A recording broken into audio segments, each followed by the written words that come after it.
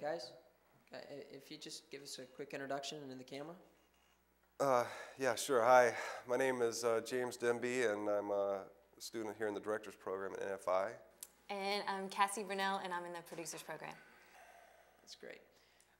Oh, congratulations on your short film, The Death of Life, and good luck with the awards tonight.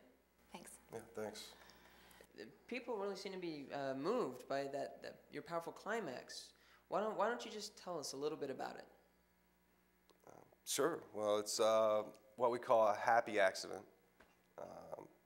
The way it was scripted, the soldier and I were supposed to have a stare down until he relinquishes his weapon to me. Well, the actor playing the soldier got a little bit out of hand, and the whole thing became improvised. Improvised? You told me that was all part of a rewrite. So that was just his actor's instinct, motivating him to hit you like that? Yeah, well, that and the fact I slept with his girlfriend. What? Veronica? You slept with Veronica? No. It's just what he thought. That's what he thought.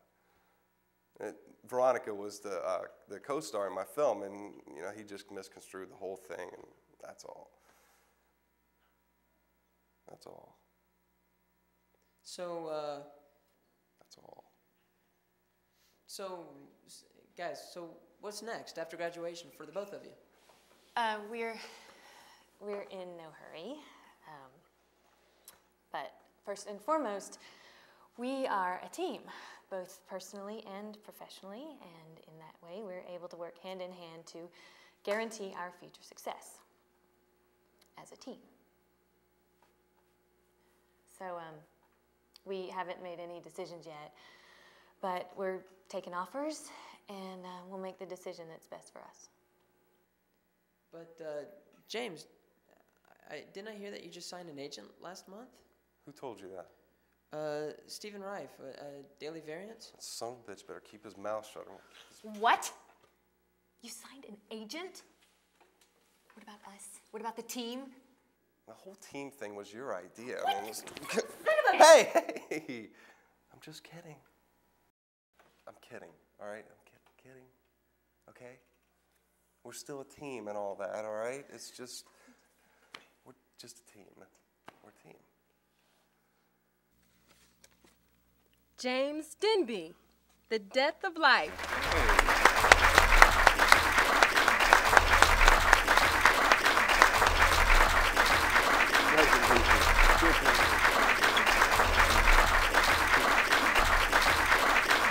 Wow, thanks. Thank you.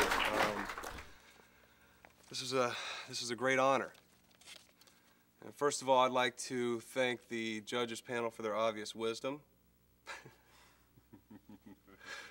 Seriously, I really appreciate this award. I'd like to thank, of course, NFI, Rudy, my DP.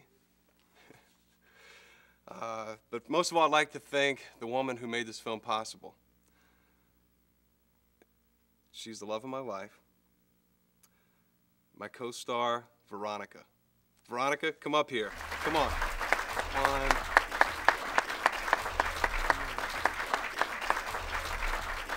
Veronica.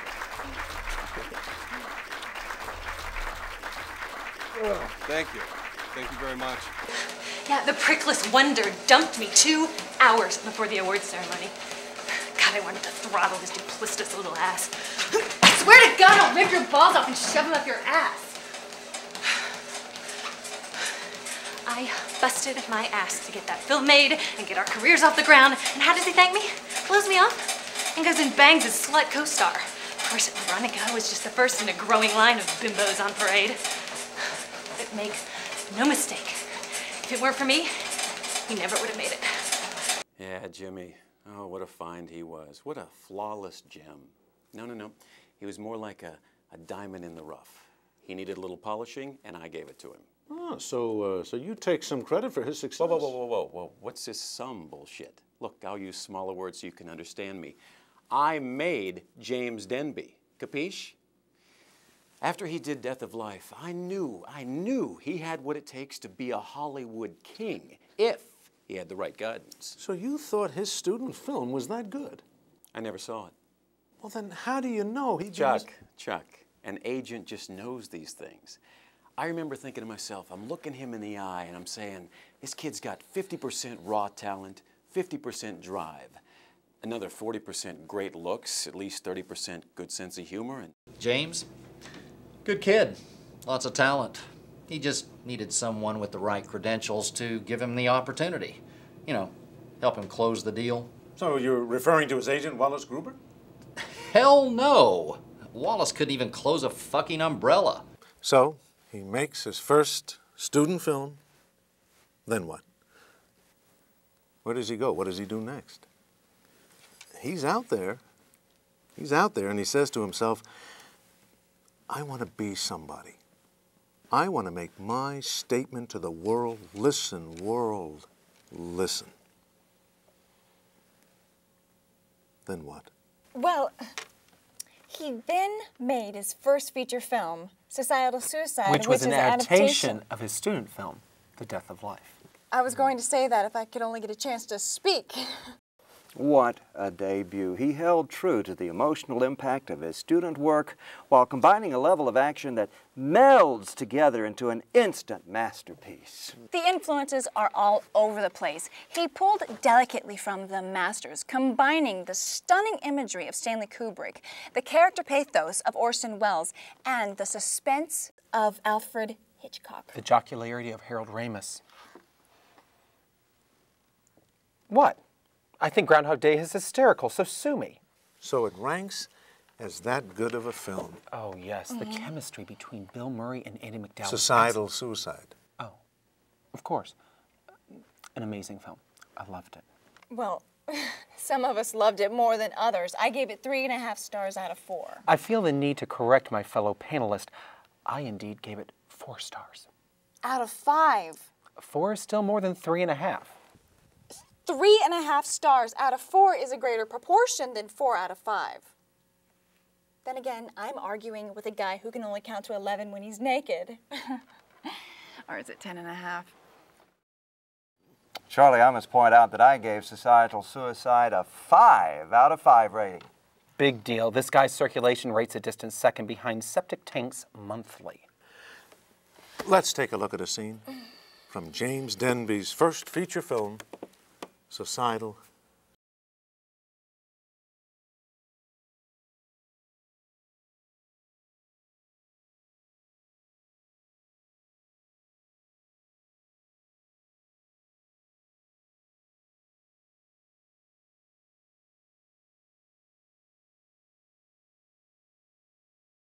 Freedom!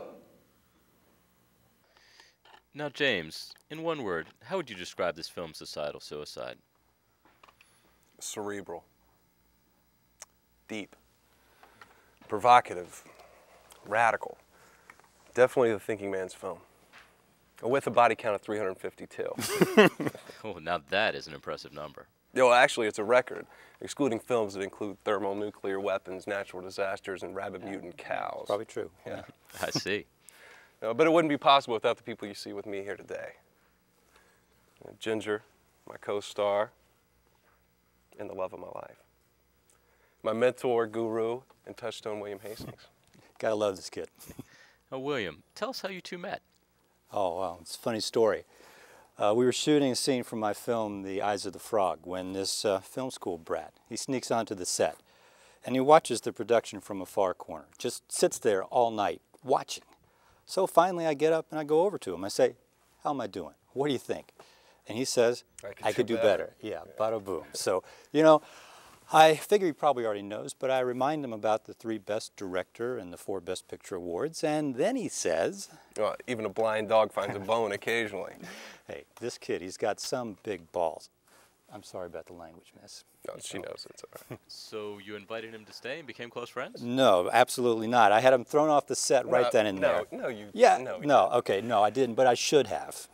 A month later, he's at the screening of The Death of Life and immediately agrees to produce a full-length feature version of it.